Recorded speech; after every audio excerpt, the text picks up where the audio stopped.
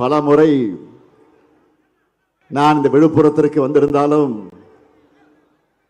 கடந்த ஆண்டு ஜனவரி மாதம் வந்ததை என்னால மறக்கவே முடியாது. என்னால மட்டும் இல்ல, உங்களாலும் மறக்க முடியாத அளவுக்கு வரலாற்றில் முத்திரை பதிச்ச நாள் அந்த நாள். நம்முடைய நெஞ்சங்கள்ல இன்றும் வாழ்ந்து கொண்டிருக்கக்கூடிய திராவிட இயக்கத்தினுடைய தீரர் ஏஜி என்று அன்போடு அழைக்கப்படக்கூடிய ஐயா ஏ கோவிந்தசாமி அவருடைய நினைவரங்கத்தை, அது மட்டும் இல்ல, இடஒதுக்கீட்டுக்கான போராட்டத்தில் உயிரிழந்த 21 சமூக நீதி போராளிகளுக்கான மணிமண்டபத்தை நான் திறந்து வச்சேன். இதை எனக்கு கிடைச்ச வாழ்நாளில் எனக்கு கிடைத்திருக்கக்கூடிய பெருமையாக நான் கருதுகிறேன். 2019ஆம் ஆண்டு விக்கிரவாண்டி தொகுதியினுடைய இடைத்தேர்தலுக்காக நான் இங்கே வந்தபோது நம்முடைய அமைச்சர் முனைவர் பொன்முடி அவர்களும் நம்ம திராவிட ஆழ்வார் ஜெகத் ரட்சகன் அவர்களும் அதேபோல் நம்முடைய சகோதரர் அன்னியூர் சிவா அவர்களும் இதை கோரிக்கையாக வச்சார்கள். உடனே திமுக சமஞ்சவுடன் சமூக நீதி போராளிகளுக்கு மணிமண்டபம் அமைக்கப்படும் என்று அன்றைக்கு நான் உறுதியளித்தேன். இந்த ஸ்டாலின் சொன்னா சொன்னதை செய்வான். 21 சமூக நீதி போராளிகளுக்கான மணிமண்டபத்தை கட்டி திறந்து வச்சுட்டு தான் இன்னைக்கு உங்ககிட்ட உரிமையோட வாக்கு கேட்க வந்திருக்கிறேன்.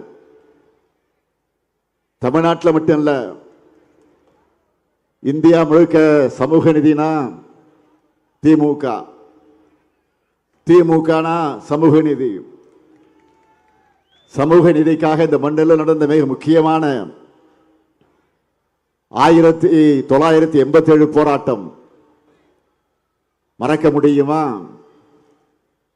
பெருமதிப்பிற்குரிய ஐயா ராமதாஸ் அவர்கள் தலைமையில் நடந்த போராட்டம். போராடின பிற்படுத்தப்பட்ட மக்களை அன்றைய அதிமுக ஆட்சி காலத்தில் காக்கை குருவிகளை போல சுட்டுக் கொண்டாங்க. ஆனா 1989 திமுக ஆட்சிக்கு வந்தவுடனே தலைவர் கலைஞர் அவர்கள் முதலமைச்சராக பொறுப்பேற்ற உடனே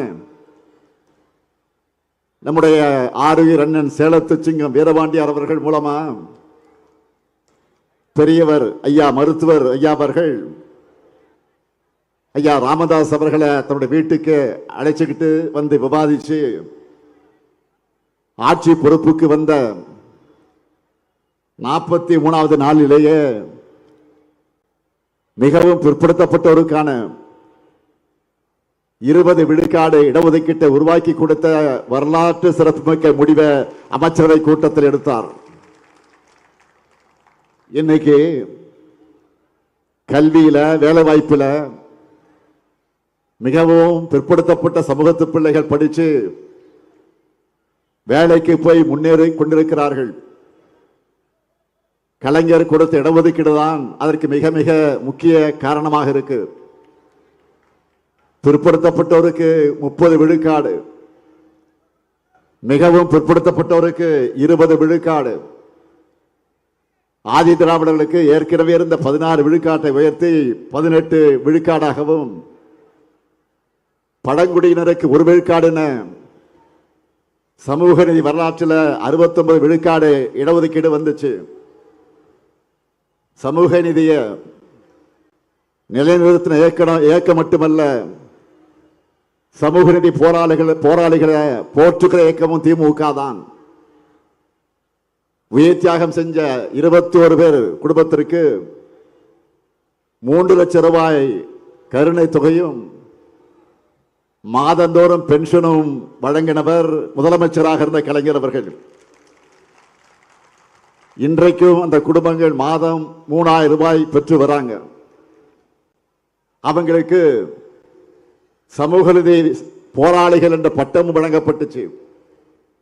அப்போ சாலையில மறியலில் கைதான 2 லட்சம் பேர் மீதான வழக்குகள் திரும்ப பெறப்பட்டுச்சு.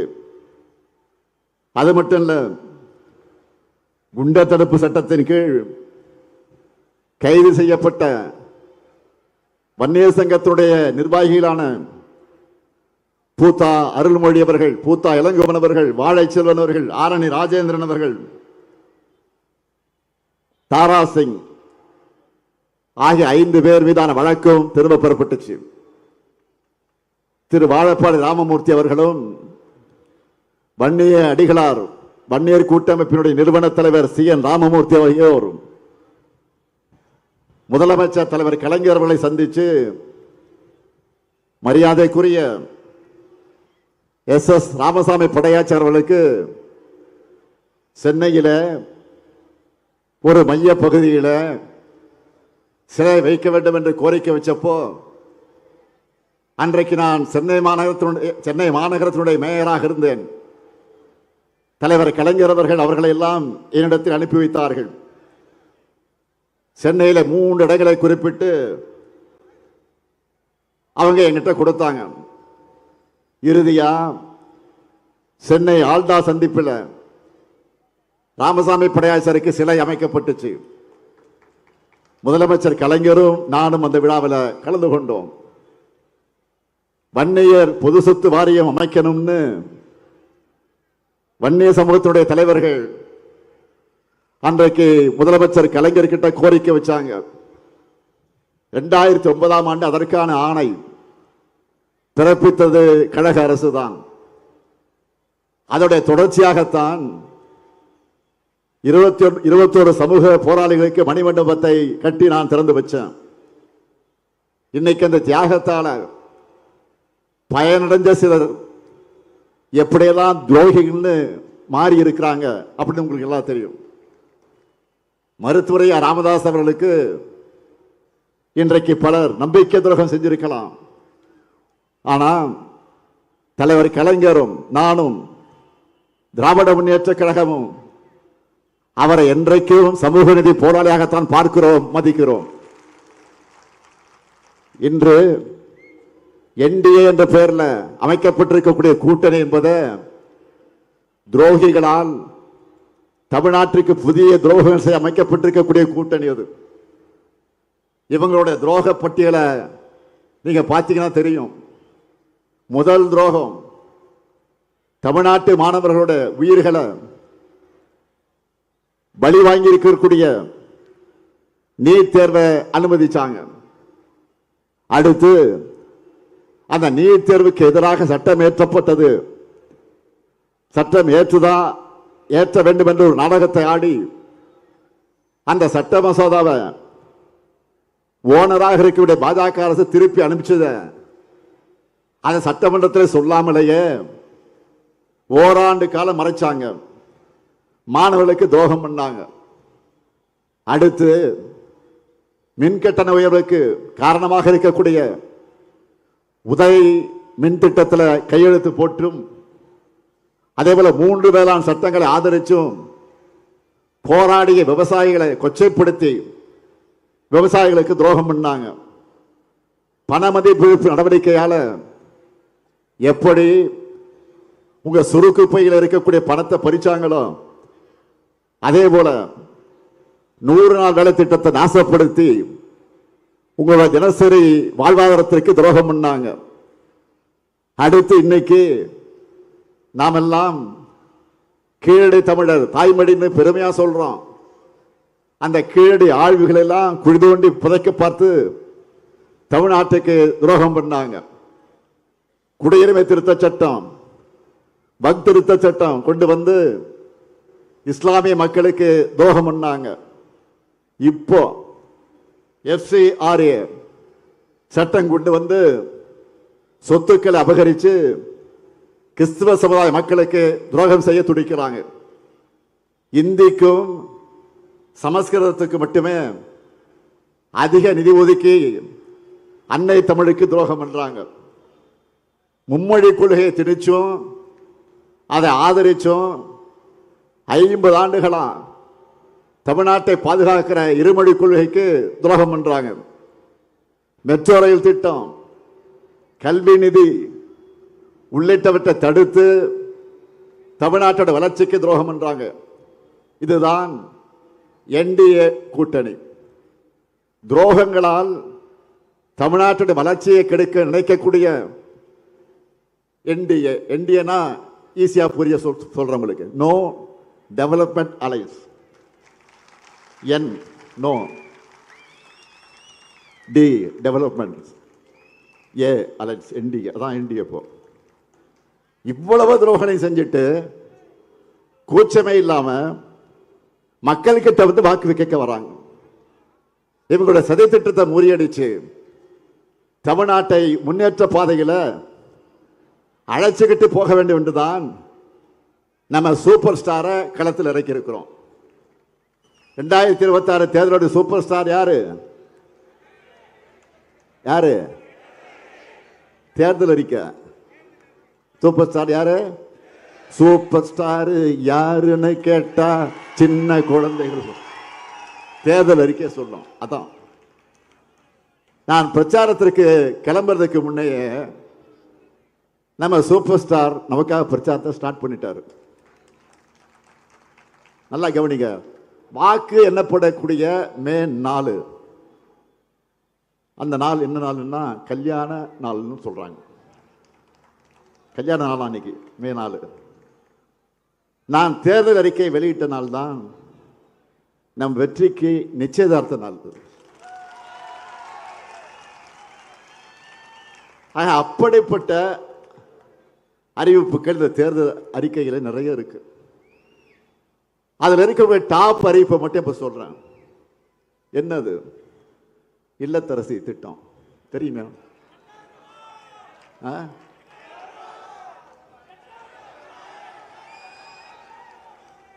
ஃபர்ஸ்ட் பாலே சிக்ஸர் தான். இல்லத்தரசி திட்டத்தில் எவ்வளவு ரூபாய்க்கு ஊப்பத்தர போறோம்? 8000. சத்தமா சொல்லுங்களேன். லேடிஸ் பக்கத்துல சொல்லணும் அதிகமா. இந்த கூப்பனை வச்சு உங்களுக்கு தேவைப்படக்கூடிய வீட்டு உபயோக பொருளை புதுசாகவும் வாங்கிக்கலாம், இல்லைன்னா பழைய பொருளை எக்ஸ்சேஞ்ச் பண்ணி புது பொருளை வாங்கிக்கலாம். உங்களுக்கு பிடிச்ச கடையில் உங்களுக்கு பிடிச்ச பிராண்டை வாங்கிக்கலாம். உங்களுக்கு பிடிச்ச பிராண்டே வாங்கிக்கலாம். என்னென்ன? Washing machine, fridge, TV, grinder, mixie, microwave அவன், மின் அடுப்பு. இதெல்லாம் வாங்குறதுக்கு இப்போ பெண்கள்லாம் திட்டம் போட்டுக்கிட்டு இருக்காங்க. என்ன வாங்கலாம்னு இப்போ பேசிக்கிட்டு இருக்காங்க. இப்போ இதில் உங்கள் ஹஸ்பண்ட்லாம் யாரையும் குறுக்க விட்டுறாதீங்க. நீங்கள் உங்கள் இஷ்டத்துக்கு வாங்க, உங்கள் சாய்ஸ் அது. அவங்கள இன்டர்ஃபியர் பண்ண விட்டுறாதீங்க. நீங்கள் புடவை வாங்கி விட்டு கடைக்கு போகிறீங்களா புடவை வாங்குறதுக்கு? ஒரு புடவை தானே வாங்க போகிறீங்க. ஆனால் அந்த கடையில் இருக்க எல்லா புடவையும் ஷோகேஸில் எடுத்து கீழே போட சொல்லி ஒன்று ஒன்றா பிரித்து பார்த்து தொட்டு பார்த்து தடவி பார்த்து ஒரு புடவை வாங்க 250 புடவை கீழே போடுவாங்க. ஒன்றா கேள்வி கேட்பீங்க. சிலுக்கா, நைலக்ஸா, காட்டனா, தண்ணியில் போட்டால் சுருங்குமா, சாயம் போகுமா, இவ்வளவு கேள்வி. ஒரு புடவை வாங்க. மெர்க்குரி ஐட்டம் இது மாதிரி போட்டு வச்சுருப்பாங்க கடையில். பிரைட்டாக தான் இருக்கும் அது. ஆனால் அதை நம்ப மாட்டீங்க. நீங்கள் என்ன பண்ணுங்க? இந்த புடவை எடுத்துக்கிட்டு வெளியில் போய் வெயிலில் சூரிய வெளிச்சத்தில் போய் காட்டுவீங்க. இதெல்லாம் உனக்கு எப்போ அனுபவம் கேட்டுறாதீங்கண்ணே. யதார்த்த நிலையை சொல்கிறேன். ஆக என்னை பொறுத்தவரை நம்ம குடும்ப தலைவருடைய வீட்டு வேலை சும்மா குறையணும். அதுக்காக தான் இந்த திட்டமே. எப்படி தலைவர் கலைஞர் அவர்கள் சொன்னபடியே கலர் டிவியும் கேஸ் அடுப்பையும் கொடுத்தாரு. அவருடைய மகனான நானும் சொன்னபடி இல்ல திட்டத்தை நிறைவேற்றுவேன். இது மட்டுமல்ல, தேர்தல் அறிக்கையில மற்ற வாக்குறுதிகள் விரிவாக சொல்லி இருக்கிறோம். இது எல்லாத்தையும் செய்வோம் என்ற நம்பிக்கை எனக்கு மட்டும் இல்ல, ஒட்டுமொத்த தமிழ்நாட்டு மக்களுக்கும் இருக்கு. ஏன்னா சொன்னதை செய்த கலைஞர் மகன் நான். சொன்னதை மட்டும் இல்ல, சொல்லாததையும் அதிரடியா செய்கிற ஸ்டாலின் தான். செஞ்செல்லாம் அதிரடியா. இந்தியாவே திரும்பி பார்க்கிற மாதிரி கலைஞர் மகளிர் உரிமை திட்டம் 5000 ரூபாய் காலைல 5 மணிக்கே போட்டாச்சு. எல்லாருக்கும் ஷாக்கு, அதிர்ச்சி, இன்ப அதிர்ச்சி. விடியல் பயணம், நான் முதல்வன், மக்களை தேடி மருத்துவம், இன்னொரு காக்கும் நம்மை காக்கும் 48, புதுமை பெண், தமிழ் புதல்வன், ஏராளமான திட்டங்களை செயல்படுத்திக்கிட்டு இருக்கோம். என்னை பொறுத்தவரையில் கோட்டையில் இருந்து மட்டும்தான் வேலை செய்யணும், ஆட்சி செய்யணும் அப்படின்னு இல்லை. மக்களுடைய மக்களா உங்களில் ஒருவனா ஆட்சி செய்யணும். அதுதான் என்னுடைய பாலிசி. மாவட்ட அளவில் நீங்கள் பார்த்துருப்பீங்க, எவ்வளோ நிகழ்ச்சிக்கு போகிற மாவட்ட அளவில் அரசு நிகழ்ச்சிகளுக்கு வந்தால் கூட, நிகழ்ச்சிக்கு வந்தோம் நலத்திட்ட உதவிகளை வழங்கணும் கிளம்பிட்டோன்னு இருக்க மாட்டேன்.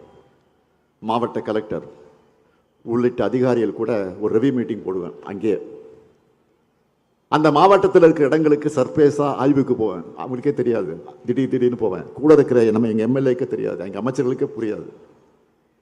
அங்கே ஏதாவது குறை இருந்துச்சுன்னா அதை தீர்க்க நடவடிக்கை எடுப்பேன். நம்ம விழுப்புரத்தில் கூட உலக்கூர் ஆரம்ப சுகாதார நிலையத்தில் ஆய்வு மேற்கொண்டதை நீங்கள் மறந்திருக்க மாட்டீங்க. இப்படி ஒவ்வொரு மாவட்டத்துக்கும் ஒவ்வொரு கிராமத்துக்கும் போற காரணத்தினால தான் அந்தந்த ஊர்களுக்கு தேவை என்ன இருக்குன்னு கவனிச்சு செஞ்சு கொடுக்க முடியுது. நான் ஒவ்வொரு மேடையிலையும் ஒவ்வொரு ஊர்லையும் நம்முடைய சாதனை திட்டங்களை பட்டியலிட்டு சொல்றேன்னு. இது மாதிரி பழனிசாமியால லிஸ்ட் போட முடியுமா? சொல்றதுக்கு உண்மை இல்லாத காரணத்தினால தான் பொய்களை இப்ப வாந்தி எடுத்துக்கிட்டு இருக்காரு. பொய்களை கூட சொல்ல வாந்தி எடுத்துக்கிட்டு இருக்காரு. அம்மா பல்கலைக்கழகம் உள்ளிட்ட திட்டங்களை தடுத்துட்டோன்னு பொய்களை கட்டவிழ்த்து விட்டுருக்காரு. 2021 தேர்தல் அறிவிச்ச நாள் அன்றுதான் அந்த பல்கலைக்கழகத்தை அவசரமாக அறிவிச்சு வெறும் 10க்கு 4 சைஸ்ல அறிவிப்பு பலகை வச்சுட்டு அந்த பல்கலைக்கழகம் உருவாக நிதி ஒதுக்குனாங்களா? இல்லையே. நாங்க தான் மாணவர்கள் பாதிக்கப்படக்கூடாதுன்னு அந்த பல்கலைக்கழகத்துக்கான மாணவர்களை புகழ்பெற்ற அண்ணாமலை பல்கலைக்கழகத்தோடு இணைச்சு படிப்பை தொடர வச்சோம். அது மட்டுமல்ல, விழுப்புரத்தை அடுத்து இருக்கக்கூடிய காக்குப்பம் மற்றும் திண்டிவனத்தில் அண்ணா பல்கலைக்கழகத்தினுடைய அது கீழே இயங்கக்கூடிய அண்ணா அரசு பொறியியல் கல்லூரி தொடங்கப்பட்டு மாணவர்கள் இன்னைக்கு படிச்சுக்கிட்டு இருக்காங்க. அதே போல ஒவ்வொரு தொகுதிக்கும் ஒரு கலைக்கல்லூரின்னு திருவண்ணூர், திருக்கோவிலூர், செஞ்சி, விக்கிரவாண்டி, அன்னியூர்ல புதுசா கலைக்கல்லூரி தொடங்கப்பட்டு ஆயிரக்கணக்கான கிராமப்புற மாணவர்கள் படிச்சுக்கிட்டு இருக்காங்க. பழனிசாமி அவர்களை சாதனைகளை மட்டும் இல்ல, உங்களுடைய ஒவ்வொரு பொய்க்கும் என்னால புள்ளி விவரத்தோட பதிலடி கொடுக்க முடியும். தோல்வி பயத்தில் தினம் பழனிசாமி அவர்கள் தாறுமாறா தரங்கிட்டு பேசுறாரு. இன்னைக்கு மாலை, இன்னைக்கு மாலை சென்னையில் என்னை பற்றி என்ன சொல்லியிருக்கா தெரியுமா? திமுக ஆட்சியில் கொரோனா வந்துச்சா? வந்திருந்தா கொரோனாவில் இவரே போயிருப்பாரு. என்ன திமுக ஆட்சியில் வந்து தான் போயிருப்பேனா? இன்னைக்கு பழனிசாமி பேசியிருக்கிறார். பழனிசாமி அவர்களை, என் மரணத்தை பற்றி பேசுறீங்களே, மரணத்தை பார்த்து கலங்கக்கூடியவனும் பயப்படுகிறவனும் நான் அல்ல. இந்த முத்துவேலு கருணாநிதி ஸ்டாலின் நான் 1971 நீங்க அரசியலுக்கு வர்றதுக்கு முன்னாடியே 23 வயசுல மிசாவில் கைது செய்யப்பட்டு சிறை கொடுமைக்கு ஆளானவன் நான். ஓராண்டு கால நெஞ்சுரத்தோடு சிறையில் இருந்தவன் நான். பொது வாழ்க்கையில் எல்லாத்தையும் எதிர்கொண்டுதான் ஆகணும்னு எனக்கு சிறைக்கு அனுப்பி வைத்தவர் என்னுடைய ஆறுயிர் தலைவர், என்னுடைய தலைவர், என்னுடைய தந்தை கலைஞர் அவர்கள். கொடுஞ்சிறையின் கொடுமைக்கே பயப்படாத நான் இந்த கொரோனாவுக்கு பயப்பட போறேன்? கொரோனா மேல எல்லாரும் பெரும் அச்சத்தில் இருந்தப்பவே அதுக்கான பிபிஇ கூட அணிஞ்சுக்கிட்டு கொரோனா வாழ்வுக்குள்ள போனவன் தான் இந்த ஸ்டாலின்.